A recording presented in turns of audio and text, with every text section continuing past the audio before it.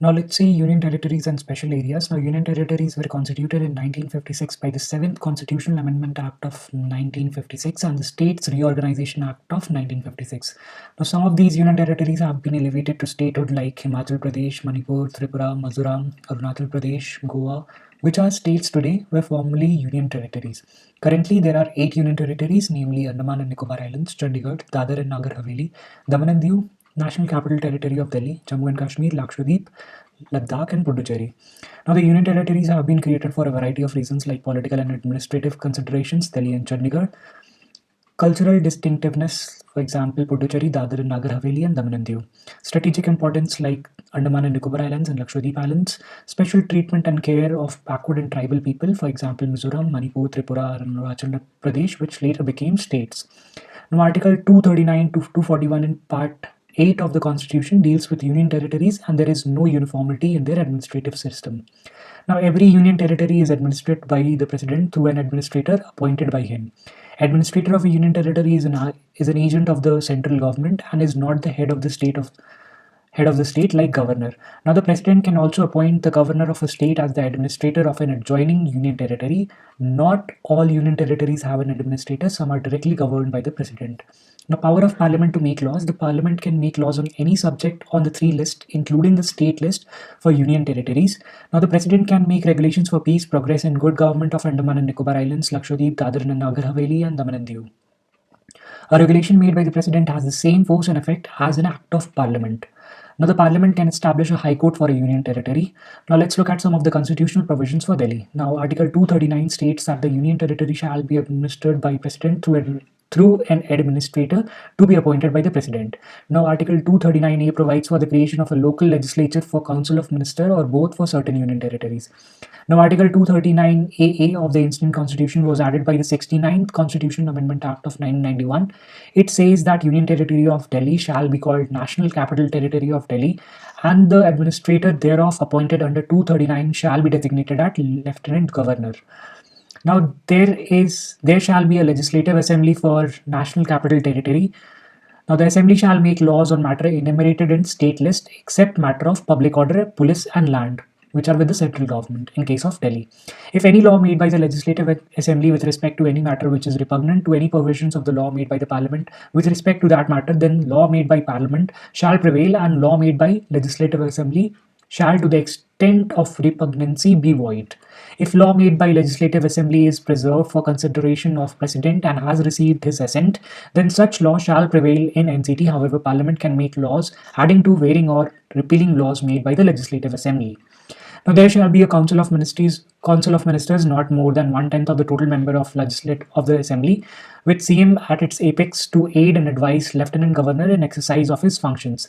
Now, in case of differences between the opinion of Council of Ministers and Lieutenant Governor shall refer it to the President for his decision and shall act according to the directions given by the President. Now, schedule areas. Article 244 Clause 1 provision of 5th schedule shall apply to administration and control of schedule areas in every state other than Meghalaya, Tripura, Assam and Mizoram. Now, Article 244 Clause 2 provisions of 6th schedule shall apply to administration and control of tribal areas of Meghalaya, Tripura, Assam and Mizoram. So, Article 244 Clause 2 applies to the 4 special states of Meghalaya, Tripura, Assam and Mizoram, whereas 244 Clause 1 applies to all the areas except that of Meghalaya, Tripura, Assam and Mizoram.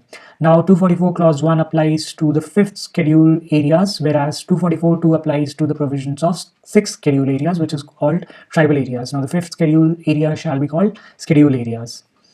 Now, let's look at some of the special provisions for 5th schedule area. Now, President is empowered to declare an area as a scheduled area. Part 10 of the Indian Constitution entails the provision related to scheduled and tribal areas with Article 244 and 244A. Now, the governor of each state having scheduled area shall annually or whenever so required by the president submit a report to the president regarding the administration of the scheduled area in that state. The union government shall have executive power to give directions to state as to administration of scheduled areas.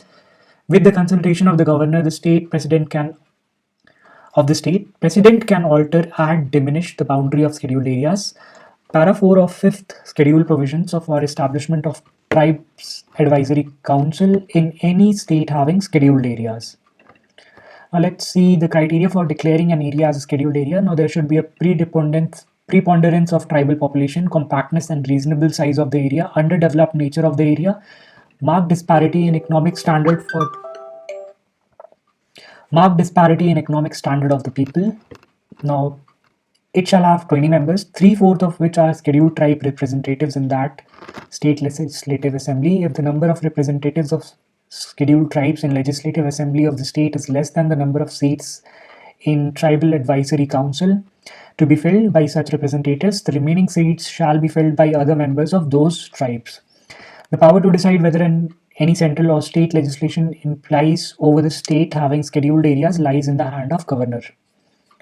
Now, governor can also repeal or amend any regulations with respect to the state having scheduled areas, but only with assent of President of India. No regulation shall be made unless the governor, in case of a TAC exists, consult such TAC. So, consultation with the Tribal Advisory Council is required by the governor. Now, the first commission to report on the administration and welfare of scheduled areas was established in 1960 and was headed by UN Dibar.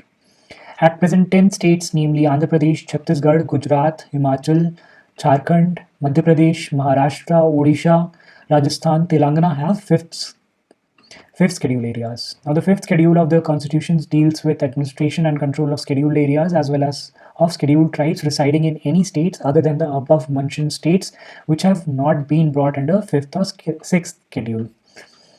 Moving on, we have special provisions for six schedule areas. The six schedule areas mentions the provisions related to tribal areas of four states, namely Assam, Meghalaya, Tripura, and Mizoram. Now, sizable amount of autonomy has been given to the people belonging to the tribal areas of these four states to govern themselves. The tribal areas in these four states come under the name of autonomous districts, but state still has its executive authority over them. The power to organize and reorganize the tribal areas as autonomous lies with the governor of the state. He can also alter the name boundary of such tribal areas. One autonomous district can have different tribes, which for better administration is divided into autonomous regions by the governor. Now there is a district council for each autonomous district. It has 30 members, 4 are nominated by the governor. They perform the duties during the pleasure of the governor. Now 26 are elected using the adult franchisee. Their term of office is 5 years. So for the nominated members, they don't have a guarantee of their term and they serve at the pleasure of the governor. Whereas the 26 elected using the adult franchisee, they enjoy a tenure of 5 years.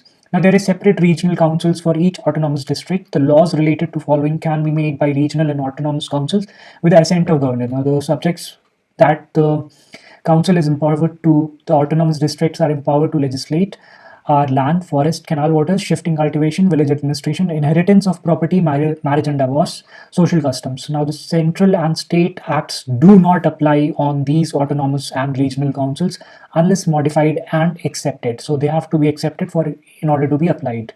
Now let's see for the special provisions for other states. Now part 21 of the constitution, temporary, transitional and special provisions include, apart from article 370, that is temporary provisions with respect to the state of Jammu Kashmir, article 371, 371A, B, C, D, E, F, G, H, I, not I, just J, which defines special provisions with regard to other states of union territory. All these provisions take in account the special circumstances of individual states and lay down a wide range of specific safeguards that have been deemed important for these states. Now, Article 371I deals with Goa, stands out in the sense that it does not include any provision that can be deemed special. Article 371E deals with Andhra Pradesh and Telangana. 2 is not that special, substituted by Andhra Pradesh Reorganization Act of 2014. Now, difference between 270 and 271 compared to Article 271A to H and 271J. Now, Article 370 and 371 have been part of the Constitution from the time of its commencement on January 26, 1950. However, Article 271 to H and Article 271J were incorporated into the Constitution by Parliament through amendments under the Article 368. Now, Article 371 deals with Maharashtra and Gujarat. Article 371A deals with Nagaland. In 1962, Assam is mentioned in Article 371B. 1969, Manipur is mentioned in Article 371C. 1971, Sikkim is mentioned in Article 371F. 1975, Mizoram is mentioned in Article 371G. 1986, Arunachal Pradesh is mentioned in Article 371H. 1986, Karnataka's latest addition is mentioned in Article 371J through the Amendment Act of 2012.